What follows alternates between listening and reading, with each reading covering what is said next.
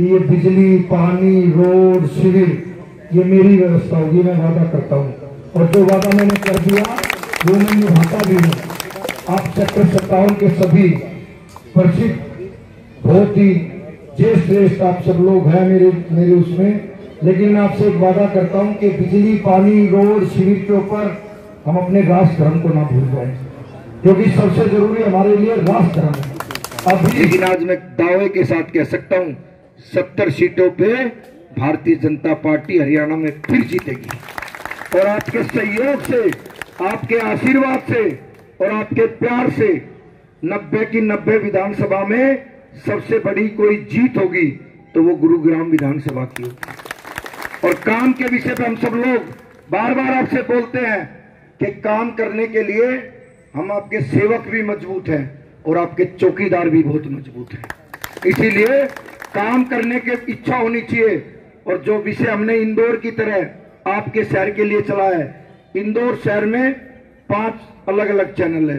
सबसे जो छोटा चैनल है वो RWA का, RWA में वहां पर मध्य प्रदेश जो वहां के इंदौर की जो इंदौर का निगम है, वो कमेटी है, वो एक RWA के कम से कम 2 करोड़ रुपए सालाना छूट देती है कि 2 करोड़ रुपए के RWA के जो भी प्रेसिडेंट है वो काम करा सकते हैं। ऐसा ही गुड़गांव में मैंने प्रवीण जी को बोला है कि गुड़गांव में ऐसा करा के रहूंगा, पहले RWA से 2-2 करोड़ रुपए दिलाऊंगा और फिर मैं पूछने जाऊंगा सफाई कैसी चल रही है, शिविर की व्यवस्था कैसी है, कूड़ा कैसे उठ रहा नहीं उठ रहा।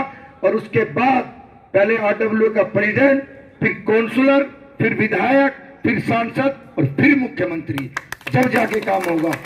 आज हमारे साथ हो क्या रहा है, प्राइवेट टाउनशिप तो सारी की सारी निगम में, हुड्डा के जितने भी सेक्टर हैं वो सारे के सारे निगम में, गांव जितने भी हैं वो सब निगम में, जितनी भी कॉलोनियां पास हुई हैं या कच्ची कॉलोनियां हैं वो सारी की सारी निगम में। निगम की एक एवरेज है वो काम करनी हुई है।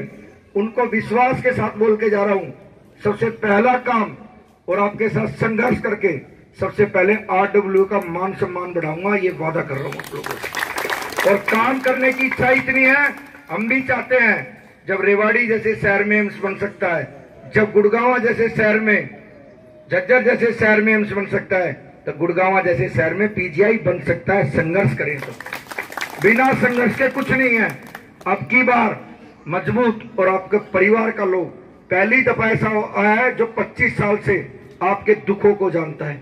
नहीं, अभी तक ऐसे ऐसे लोग जो भी बने हैं, मैं उनकी कोई निंदा नहीं कर रहा, वो कभी आपके बीच में आए भी नहीं होंगे, लेकिन मैं विश्वास के साथ कह सकता हूं 15 दिन में या महीने में एक बार स्वयं आपके बीच में आऊंगा और आपकी समस्या दूर करूंगा, ये वादा करता हूं। लेकिन मन में एक भाव रखो, अब की बार वोट मुकेश शर्मा को नहीं देनी, ना कोई मुकेश पहलवान को वोट देनी। अब की बार जो वोट है वो राष्ट्र समर्पित वोट है, क्योंकि वो लोग जो बॉर्डर पे खड़े हैं, जो लोग बॉर्डर पे खड़े हैं, अगर जो सरकार बदली होगी तो वो दिल्ली में पाएंगे, मैं वादा करता हूं आप लोगों से। और बार बार मैं बोलता भी हूं, जब मीडिया वाले भी खड़े हो, बटोगे तो 100% कटोगे, और बटेंगे नहीं। और हमें समर्पित होंगे कि हमने मोदी जी के कंधे मजबूत करने हैं। भारतीय जनता पार्टी जो हमने मई के महीने में लोकसभा में छोटी सी जो ढील बरती, उसी बना चुके, हमने हर बिल पास कराना है।